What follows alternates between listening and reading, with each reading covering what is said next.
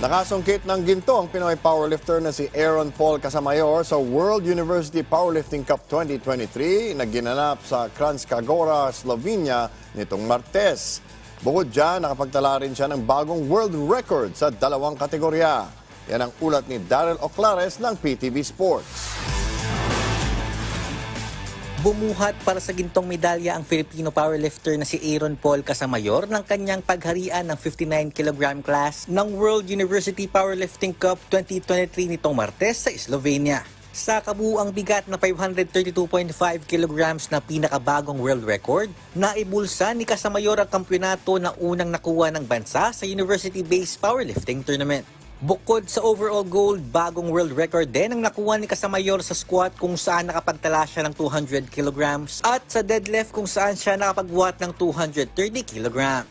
Sa panayam ng PTV Sports kay Casamayor, inamin niya na hindi naging madali ang mga pinagdaanan niya bago niya nakamit ang inaasam na tagumpay, kaya inaalay niya ito sa mga taong tumulong sa kanya.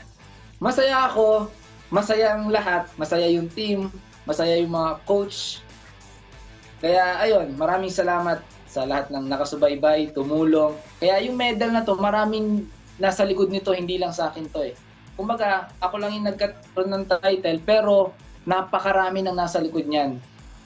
Proud naman ng kanyang coach at isa ring powerlifting athlete na si Reggie Ramirez na bilib sa ipinamalas na husay ni Casamayor. Ayon kay Ramirez, malaki ang naging improvement ni Casamayor kumpara sa kanyang mga unang kompetisyon.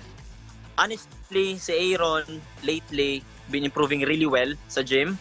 When it comes to getting it on point, sobrang galing niya makinig. So sobrang masaya ako sa kanya at nag-perform talaga sa competition even more than I can expect. Ngayong taon, si Casamayor na ang ikatlong world champion ng Pilipinas para sa powerlifting matapos na magwagi sina Jessa May Tabuan at Veronica Ompod sa 2023 World Sub-Junior and Junior Classic and Equipped Powerlifting Championships nito lamang Agosto. Daryl Oclares para sa Bayan.